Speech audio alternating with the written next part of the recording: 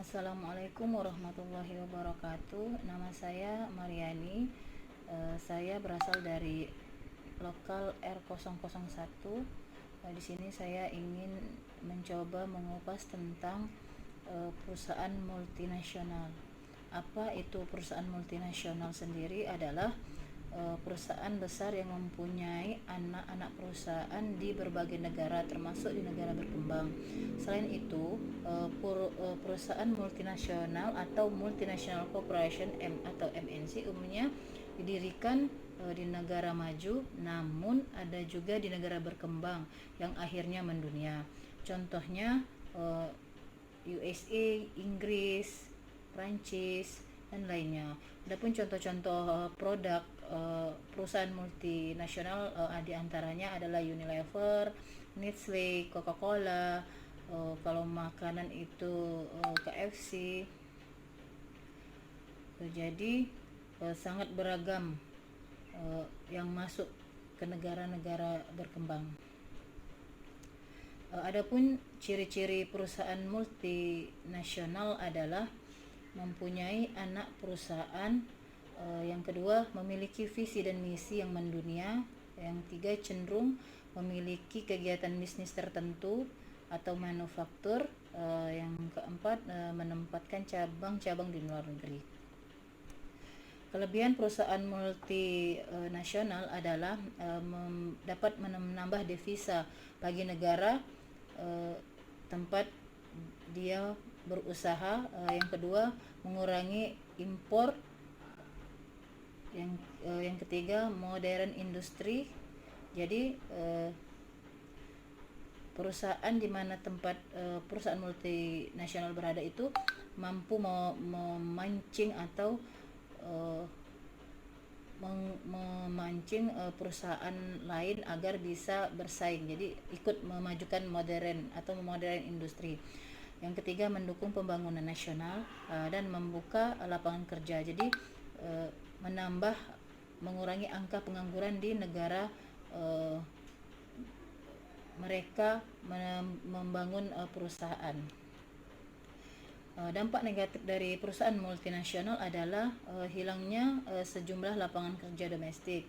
Jadi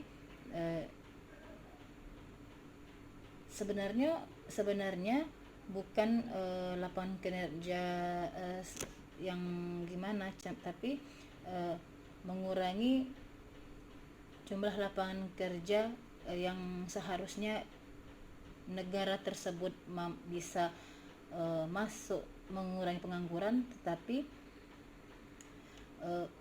mereka memasukkan tenaga kerja dari luar, sebagian dari luar. Jadi itu.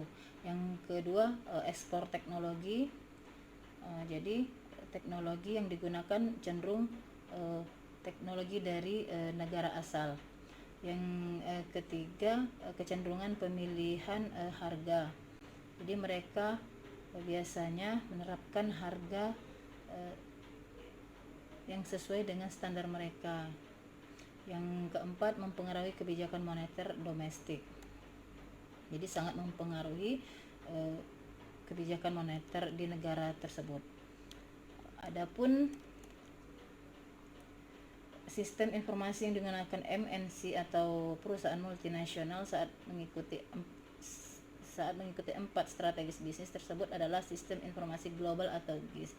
Sistem informasi GIS atau Geographic International System adalah sistem informasi yang terdiri dari jaringan-jaringan yang melintasi batas-batas negara. Adapun strategis bisnis global, strategis meliputi strategis multinasional atau strategis global. Di antaranya 1. Strategi dalam mengkonsolidasikan pengelolaan dan pengendalian keuangan dari basis rumah pusat sementara, mendesentralisasikan operasi produksi, penjualan dan pemasaran ke unit di negara lainnya. Yang kedua strategi penjualan produk di pasar-pasar yang berada di luar pasar domestik perusahaan. Salah satunya diterapkan strategi internasional adalah bahwa pasar internasional menghasilkan peluang baru yang potensial.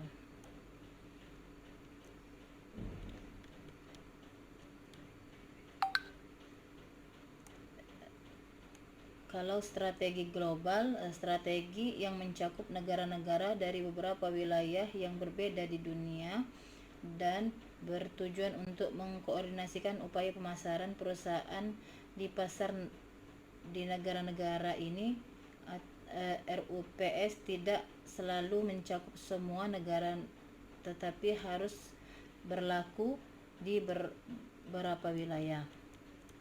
Kalau strategi transnasional, strategi bisnis dalam hal perluasan cakupan suatu perusahaan melewati batas-batas kedaulatan negara tersebut namun masih mempertahankan ciri atau khas dari perusahaan asal tersebut. Penggerak bisnis global atau GBD, adapun pengertiannya yaitu suatu entitas yang mengambil manfaat dari economics of skala and economics of scope serta kemudian mengkontribusikan pada strategi bisnis global. Adapun tujuan GBD adalah sumber daya bersama, operasi yang fleksibel, rasional, operasi mengurangi risiko, produk global, pasokan yang langka, dan pelanggan tingkat perusahaan. Masalah dalam sistem informasi global adalah adanya kendala politis, yang kedua permasalahan teknologi, dan yang ketiga kurangnya dukungan dari manajer anak perusahaan. Strategi penerapan GIS, perlunya tim pengembangan sejumlah cabang. Yang kedua perlunya tim pengembangan GIS, atau yang ketiga ada perlunya tim pengembangan koordinasi ke anak perusahaan, dan yang keempat perlunya tim pengembangan yang menyertakan wakil-wakil perusahaan induk dan anak perusahaan. Strategi transaksional bagi penerapan GIS. Strategi ini fokus pada hal penting yang berhubungan dengan GIS, sumber daya informasi, pemakaian bersama data internasional, dan lingkungan budaya. Definisi manajemen keuangan internasional. Manajemen keuangan internasional manajemen keuangan untuk perusahaan multinasional, kata kuncinya yaitu manajemen keuangan. Yang kedua, perusahaan multinasional. Motif perusahaan multinasional sendiri mencari bahan mentah, yang kedua mencari pasar, yang ketiga meminimalkan biaya, yang keempat motif lain seperti perolehan akses ke perkembangan teknologi dan keamanan. Demikian yang dapat saya sampaikan, lebih dan kurang saya mohon maaf dan terima kasih. Wassalamualaikum warahmatullahi wabarakatuh.